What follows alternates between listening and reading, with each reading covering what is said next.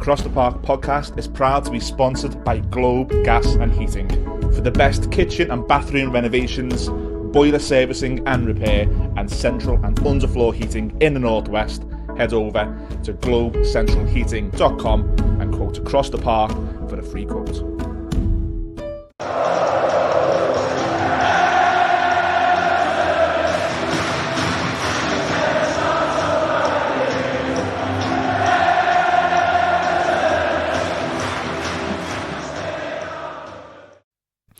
Hello, welcome to episode 4 of Across the Park podcast, season 23-24. Myself, Ian Mills, joined as always by Gary Judge, and we're here for a bit of a dissection of Everton's first point of the season. We'll look back at the cup game as well. It's always nice to go through in the cup, although probably like you guys at half-time, my dog left the room fearing what was coming next.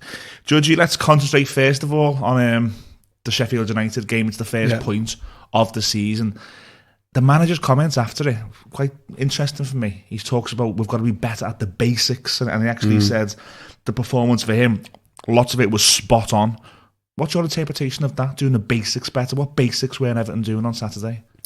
I think if you look back at their goals, because I think if you're going to label some criticism, it would be at the goals you've conceded. You know, the first goal, Anana doesn't close. The wide players aren't quick enough. If he gets there and gets there quicker and gets tight enough, that cross doesn't come in the first place.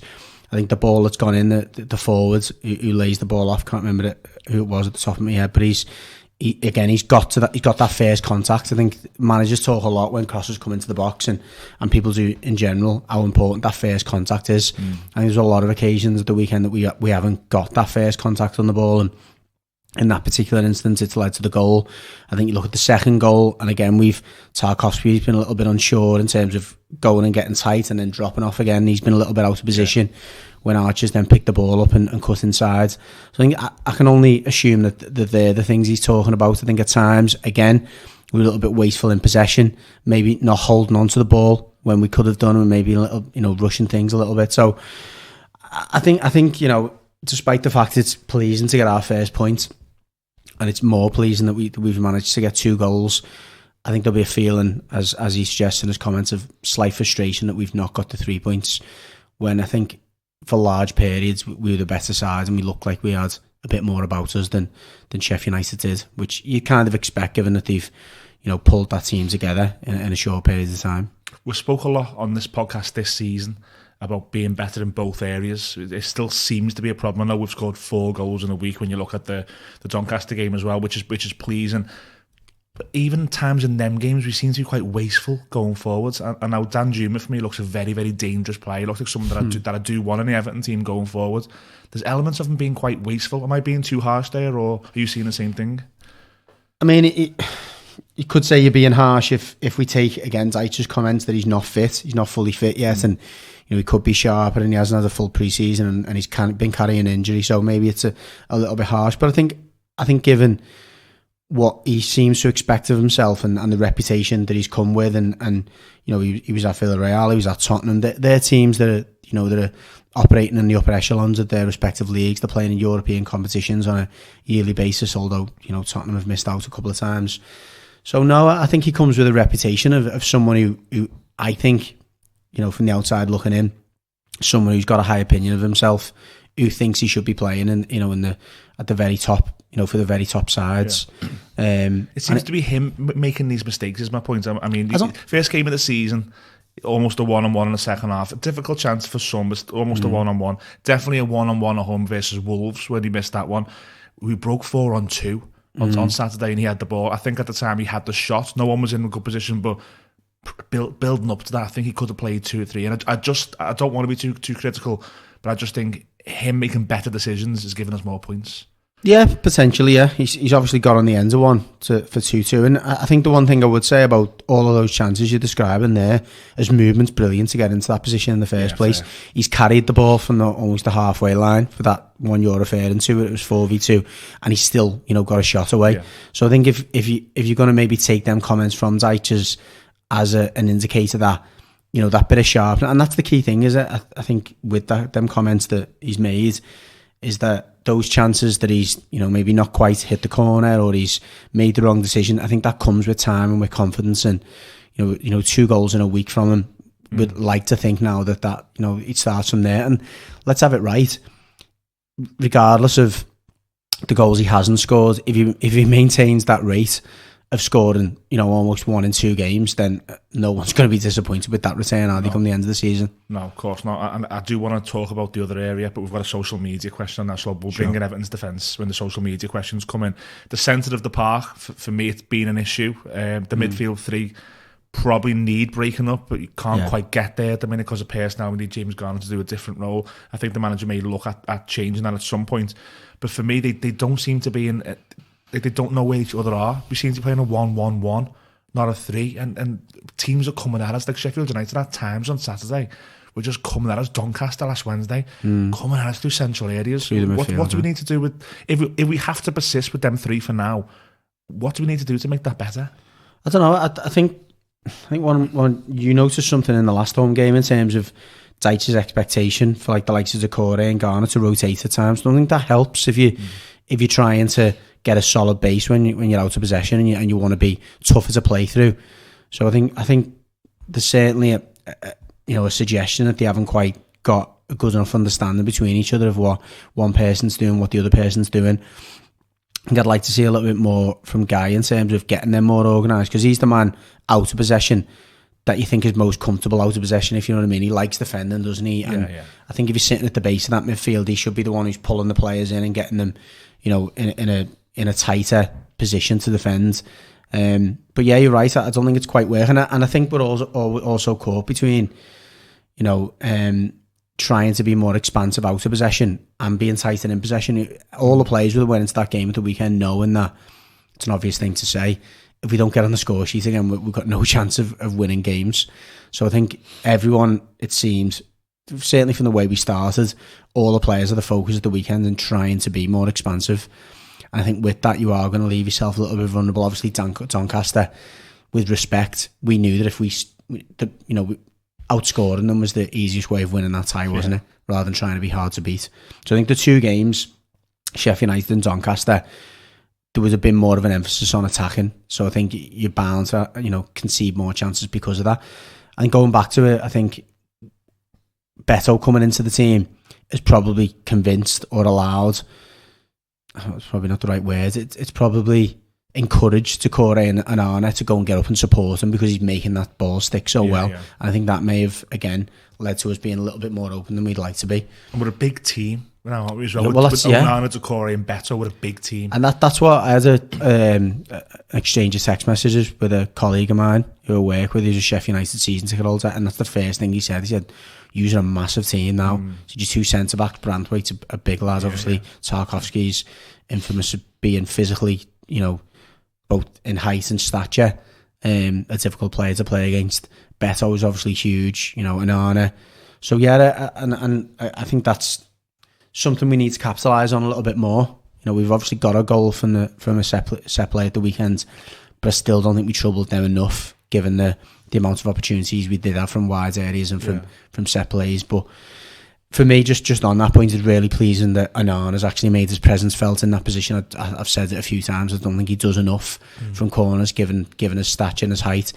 He was unfortunate not to get on the end of a corner just before that, I think, where he's on the back post and he kind of runs out of play. But he's obviously got the first contact on that corner that led to Decore's goal, and I want to see more of that. I think for someone his height and size, he should dominate more in the air, both in the middle of the pitch and in the area. Yeah, I'd like to see more from Onana. I think it's easy to forget, and I'm guilty of this, his age and maybe expectations that come with the fee and things like that. But I would like to see it. I thought at times on Saturday in the second half, he looked to be a key player in driving Everton up the pitch, and I'm thinking, if you nick one here, this could be the way you push on. So I'm on like that with Onana at the minute. I do think when everyone's fit, he's probably likely to come out at some point for James Garner. Is that fair? No, I don't think so. I think he's the last person to come out of the three. Just a Garner guy for you? Yeah, I think him Decore's obviously is a key player in the sense that he always seems to pop up with a goal. Certainly since Dyche has come in, and he's almost a mainstay in there. But I think Onana would be the last player who comes out of that three. I think I made a comment to someone I was watching the game with. I wasn't able to go to Sheffield United the weekend. I was in York, but I was watching it with the lads, and I said, he already looks like a player who is almost relieved that the window's gone. Because let's be honest, I think he was a player who was rumoured right from May all the way through to the close of the window. The clubs were going to come in and buy him. And if you're a young player like that, and if you believe that, you know, that he's having himself on the training ground, and he fancies himself as a top player, which is good from a confidence point of view, you can't tell me that he wasn't playing at 80% almost, thinking, don't really want to get injured here. I think he's someone now, from a performance point of view, that we'll see better performances from now that window's out the way, now that he knows that noise goes away now until January. Yeah. So I'm hoping that's the case. But going back to your question, I think out of the three, he's the most dynamic and the one who's got the ability to have the most influence on the game when he's playing at his best. Yeah, that's fair. Look, we had the podcast last Monday, and we spoke about not coming here today and not, having another negative podcast. Look, it's not the greatest result in the world, and the Doncaster game, I know you went to that. We'll touch on that a little bit, because I know it's quite passé now for anyone who watches a lot of Everton content and they've had the reviews from different podcasts. This is our first one since. If you look in context as a whole, Judgy, the Doncaster victory and a point at Sheffield United, it's not a bad week really for Everton. No, it's not a bad week, and I think the biggest factor in both those games is Beto.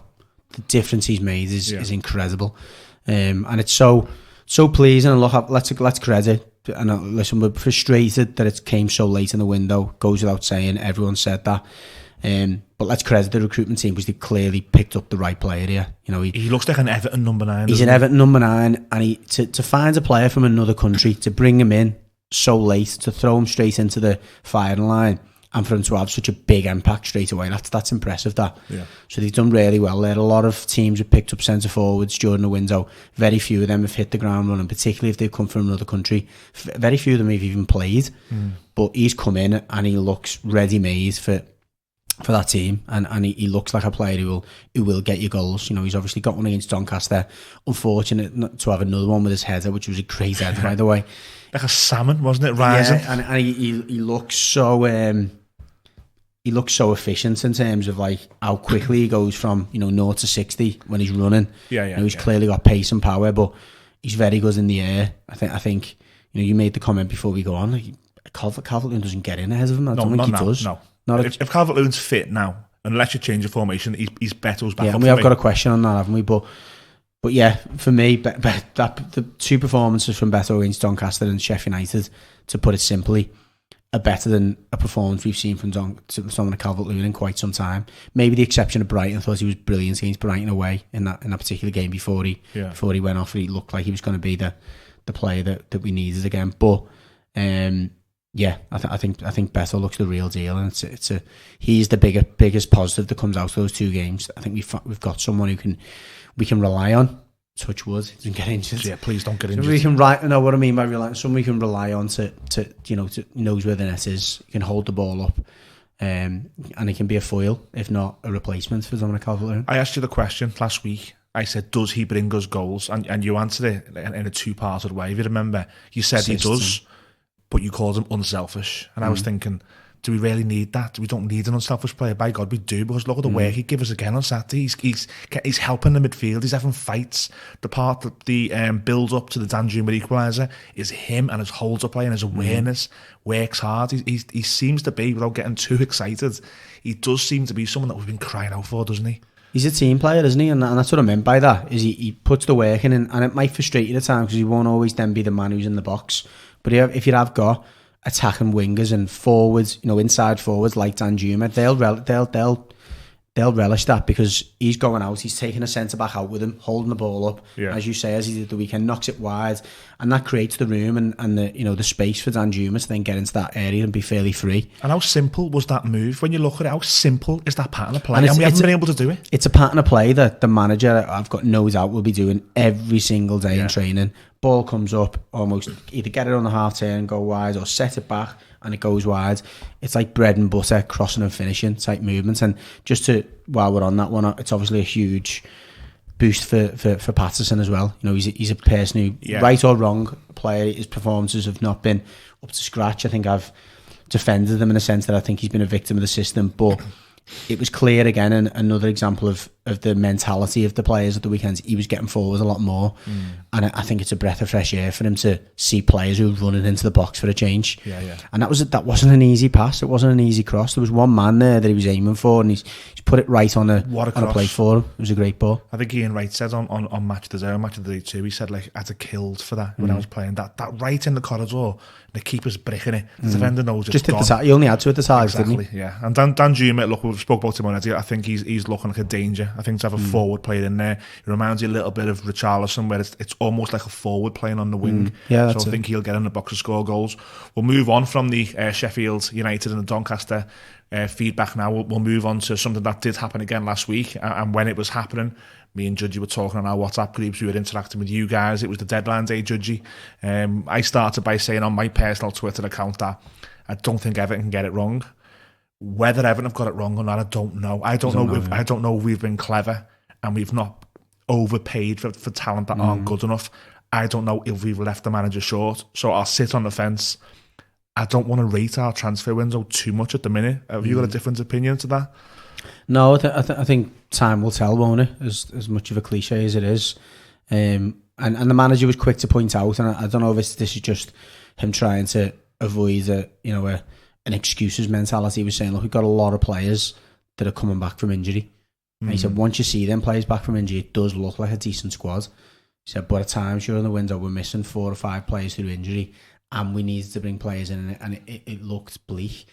Did you wake up on Friday thinking that we needed something? Did you wake up thinking like I'd love us to get X or Y or Z, or that much of a strong opinion on the window? Or? No, I didn't. There weren't a great deal of players that I looked at, and I think this is probably the easiest way to think about it, and the best way to not get too stressed about it. Millsies about it. Yeah, there wasn't a great deal of business that I saw get done, and I thought we should have done that. We missed out there. The only exception, and I mentioned it to you, was Kieran Tierney. Unless Arsenal were saying we don't want him to go on loan to someone else in the same league, I really don't understand why we didn't at least put our hands in there. I know Sociedad haven't got a massive budget, so the wages couldn't have been a hurdle there. I just think, we've mentioned it before, we're massively reliant at the moment on Ashley Young. Not only that, in Ashley Young, we've got a player who's very versatile, so you could bring Tierney in at left back and put Ashley Young somewhere else. I think with Michalenko, I think he's only got a knock at the moment, but clearly Deitch doesn't fancy him in that position. I thought it was a pretty easy one to get done that. If the appetite was there from Arsenal. That was the only transfer though that I thought, it's a loan, so therefore it wouldn't have been an obstacle for us. It didn't really make sense to me why he didn't or we as a club didn't try and get that done. What about the outgoings that we made happen? There was a couple of players that I probably wanted us to move on that we didn't quite get out the door. They probably have to now play a part. DeAndre Gomez. I did think Everton would try and get Dele out the door. Despite the fact of what the noise that's happened and the positivity around him, I did think they might try and get him out the door because of the implication of playing him and the £20 million trigger. These players have to play a part. Letting Alex Iwobi go, it was the big talker point. I know we could raise some money on Tom Cannon as well, who's a forward that's gone on, and I think the deal we'd done for him was quite clever in relation to a big sell-on clause and a buyback and things. So, but Alex Iwobi was the big one. Look, his contract was ticking down. All noises pointed that he wanted out. 22 million for Alex Iwobi, good bit of business. I think it's very good business. I think if you look at the fee rumoured that we paid to him, what was it, 35 million that we paid for him 4 years ago now? Yeah. 3 or 4 years ago, you can't be disappointed with getting 22 million for a player who, as much as he has a resurgence when he went to that central position, he's flattered to deceive for the best part of 3 or 4 years. He's not really delivered what we needed from that signing. The argument would be that he was never going to do that. He's pretty much delivered the same numbers that he's delivered while he was at Arsenal. But I think if you're going to make it really simple, I think 22 million, given the position we're in as a club, I don't think he was indispensable. I don't think his performance suggested he was indispensable. So, again, it'll go under the bracket of we'll see, because if we are getting to the the middle to the end of the season, we're still struggling to create chances, struggling to score goals, people will argue that he would have been a better influence on that midfield. But I think as we sit here now, and as Deitch has stressed, the club's in a different position. We're playing the long game in the sense that if we can get money in now, we're under less pressure in future windows. And if that move and the sale of Tom Cannon, which again I think was the right decision, allows us to do that, and we don't get relegated, it's got to be seen as good business, hasn't it? Yeah. But again, like you said, you don't want to assess the window right now. I'm in the same camp. If we get to Christmas and we're, you know, around 13th, 14th, 15th, we've got a bit of a cushion between us and the relegation zone, then I think you're thinking, fair play, they've done as much as they could have done there. But conversely, if we're you know, second bottom at that point, you know, the knives will be out, won't they? Yeah, and the one interesting thing for me that this part of the story is still yet to be told. We'll watch it unfold as where does that money go now. We've got a question on Damari Gray, which we'll get into, but if you do raise some capital for him, you're looking at almost 40 million raised with all the you know, the John Stones money, the Ellis Sims money, and where does that money go now? And so I think that's still to be told, isn't it? I'd like to think that we could reinvest some of it, but you know, with the loss of the USM sponsorship and you know, that big stadium not too far from the amazing Pod Cafe studios here in Liverpool City Centre, that has to be built. So look, you mentioned there, Judge, about some players who are coming back. You mentioned that the manager said players will be back and will look healthier when they do. A couple of names for you here. Jack Harrison, Seamus Coleman, Dominic Calvert-Lewin and Dwight McNeil. They're the 4 players. Do any of those get in the 11 for you? Potentially all of them. Really? I mean, I'd like to think by the time Seamus comes back that Patterson's continued that form and he's our mainstay right back. I think we need to be in that position now, as much as, you know, all the fans love him and Seamus Coleman, and as much as we're so grateful for his service and everything like that. And there'll be games when you think, you know, this is a game for Coleman. You know, when we play teams at home where we're going to be defending for 90 minutes, etc. But we need to be in a position now to move on, don't we? And I think having a young right back there, and in a weird way, it was almost the best thing that could have happened for Patterson is for Coleman to be injured, because there wasn't the temptation for the manager to go, should we just put Coleman in for this game? He's had to battle through that period, which has been a difficult one for him, but he's fit. He's, you know, I think he'll have learned a lot about himself. The manager learns a lot about him, and the team has. So I think Coleman might be the exception. With Jack Harrison, again, if you just take his goal return in the way of, you know, assists and goals for the last 3 seasons, he walks in that team. On that alone. Does that mean McNeil then doesn't? Because you've got Danjuma and Beto? I think it's one of the two. I think those 3 players, and if you include Gray in that, which we'll come on to in a moment, I think those 4 players are vying for the 2 positions either side of Beto, aren't they? So McNeil, Harrison, Damari Gray, and Danjuma. Yeah. I think, and that's a much, if we talk about the window and let's assess where we were this time last year, that's a much better position than we were in from an attacking point of view. It is. Got players there, all 4 of them are capable of getting goals and creating goals, you know, just based on their history, if you like it, alone. And then Calvert-Lewin comes in, and I think they're fighting for that place. I know we've got a question about whether those 2 could play together. Yeah. And it's something that, you know, Deitch has done with 2 big men before in Barnes and Wood, and that was probably going to be my response. So we'll get to it. Thanks for the questions over on the social media, which is at Across the Park PC over on Twitter and Instagram. We do ask for questions, and sometimes we get would you rathers. We get them all. Keep them coming. Even when we don't read them out, we sit and we laugh at them. So got 5 here for you, Judgy. Long Island Everton fans have said there seems to be a notion that some fans are wary that we can play a 4-4-2, that we can't play Beto and Dominic Calvert-Lewin. They've added that we need goals, so surely playing both helps that. Yeah, and as I said before, he was known to do that a lot at home, really, not as much away, and certainly not against teams maybe that he'd need that extra midfielder. But I think whether there's a game to be won, he wasn't afraid to put Barnes and Wood together as the 2 big men and get the ball in, you know, but play it up early and try and play off those front 2. I think the concern really is getting that balance right of having them players in wide positions to give them that service. So I think you need to put a 4 together in that midfield that we're flexible enough to be able to go wide if needs be. I don't think the personnel we've got in there at the moment without McNeil and Harrison are really going to strike that balance.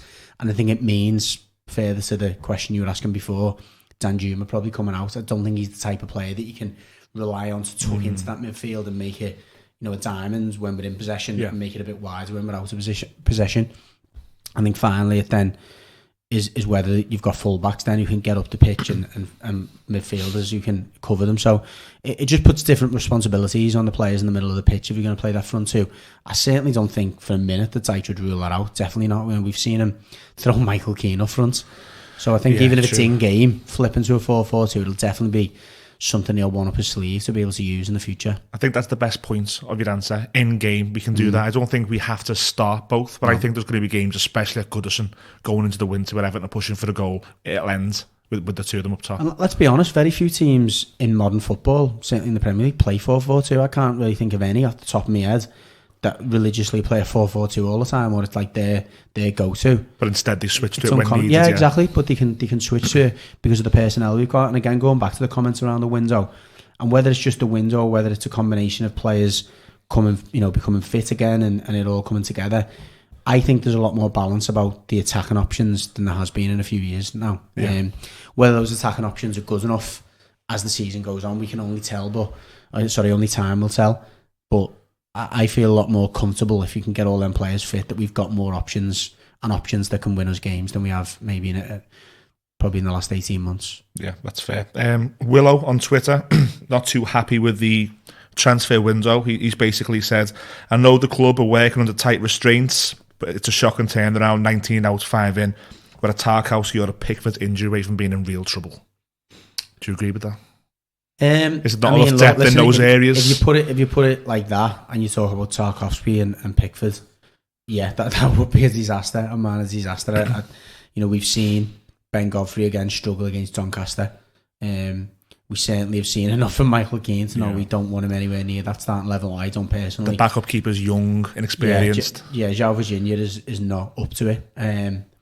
It's an interesting point though. I think with the goalies, you're unlucky, aren't you, to lose your goalie? It doesn't happen very often. I mean, I can't quote the stats, but I'd be willing to bet that probably 3 in every 20 Premier League teams will be unfortunate enough to lose their goalie during the season for a prolonged period. Enter Everton now, lads. Exactly, yeah, that's it. That's exactly what typical Everton. But we had 2 loans there to use. But that's made me alerted to why did we not go and get a steady Eddie goalkeeper just in case, or a steady Eddie centre half just in case, maybe.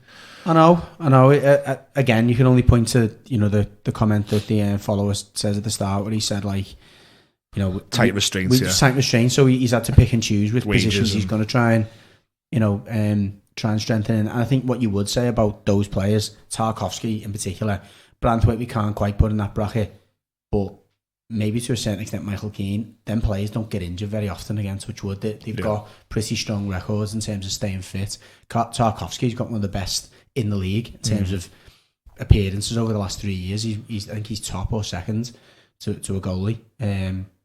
It's obviously a concern, but let's just hope that we can get. We were never going to have the perfect window. Was the point of it? We were always going to be vulnerable in some area, weren't we? And clearly the managers looked at the personnel and thought, in our attacking areas, we've got a few players there that are prone to picking up an injury. Yeah. Whereas in the defensive areas and in the goalkeeper, we haven't, and we've got to have to cut our cloth. He actually said that we need to cut our cloth accordingly. And suppose in Pickford's case, if something did happen, the emergency loan market in that scenario would be available. You can, Enter Ben Foster. We're all on YouTube and stuff. Yeah, that's it. We've got Deacon on Twitter. He's talking again about transfers, but he wants to know your thoughts, Judgy, on Damari Gray. In his opinion, the 12 million being quoted for Gray is not enough.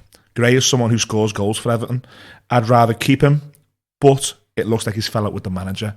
And there was a social media post from Damari Gray yesterday saying that he can't play for someone who doesn't respect him. So it does look like they're still trying to engage with the Saudi Arabian teams whose market window's open and getting that out. But 12 million, would you rather have 12 million or Damari Gray? I'd rather have Damari Gray than 12 million. As you were suggesting before, we don't know where that money's going. If we had £12 million to spend in January, I don't think we could pick up a player that gets you the goals that Damari Gray does, in simple terms. I wasn't against him leaving in the window just because I don't think it's a fit. Said it a few times. Clearly Dyche doesn't like him. Hasn't played him from my memory. Certainly hasn't started him on the wing at all. He's played as an auxiliary 9 a few times. He's come off the bench maybe a couple of times on the wing, but he hasn't started. Almost been forced to play him, hasn't he, at times? Yeah, that's it. Yeah, he's only played him when he's had to play him. And I remember him actually playing really well at Forest away when he played as a makeshift number 9, but I don't think he minds putting him up there because there's not as much, responsibility to maybe go and track back. He clearly doesn't. And, if that's where Damari Gray's got that from, I think he's far wrong. I don't think the manager does respect him. I don't think he respects the capability he's got. But I don't think given what Sean Dyche and his teams what's expected of when you've got the ball and when you haven't got the ball, it just doesn't fit. So I guess the answer to the question would be, if Sean Dyche is going to be our manager for the next 2 seasons at least, then we might as well take the money. But if there's an appetite for us to do that, be able to do that in January, I'd sooner wait till January now. Yeah. There's no point in us having one less forward to rely on. Yeah. I'm hoping, therefore, that they can patch up the problems. They can kind of see eye to eye in the sense that, look, Tamari, we'll let you go in January. We're never going to see, we're never going to be best mates here, and you're never going to be my cup of tea, and vice versa. Well, let's just get through it. Let's maintain, your value for your own good and for our own good, and let's get to January and do something then. Yeah. I wouldn't really like to see him go at this stage because we haven't got anyone else to bring in to replace him. No, that's fair. I completely agree with what you said there.